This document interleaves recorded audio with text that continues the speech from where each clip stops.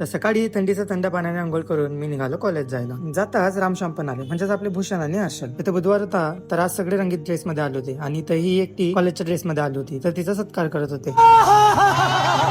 इथं हा भाऊ चालू लेक्चर मध्ये हाय बाय करत होता. मग काय दिसला ना मॅडमला. मॅडम म्हणे क्वेश्चन सॉल्व्ह केला का नाही दाखव म्हणे येतो आहे पण सॉल्व्ह नाही केला. तर मला मॅथचा क्वेश्चन येत होता, तर मॅडमला बोललो की मी एक्सप्लेन करतो. मॅडम म्हणे कर. मग काय उठलो आणि एक्सप्लेन करून दिला क्वेश्चन. मग काय दुसऱ्या दिवशी कॉलेजला लवकर आलो, कारण आज लास्ट डे होता, कारण उद्यापासून आमच्या एक्झाम चालू होणार होत्या. आज तर पूर्ण क्लास शांत होती, कारण सर्व त्यांचे असाइनमेंट कम्प्लीट करत होते. एकाचंही तोंड वरती नव्हतं. आपलंच सर्व लिहून कम्प्लीट झालं होतं. आम्हाला तर फक्त एकच काम होतं, चालू लेक्चर मध्ये फक्त खिकी करायचं. लेक्चर करून सरळ लॅब मध्ये आले. असं वाटतंय जसं ह्या लॅबला आम्हाला कसे दत्तक दिले. उठले सुटले की लॅब मध्ये आले. सर्वजण मस्त प्रॅक्टिकल करत होते आणि आम्ही इथं प्रॅक्टिकल मध्ये मेंढ्या बकऱ्या चारत होते. लॅब मध्ये बी नुसती खिकी भाऊ.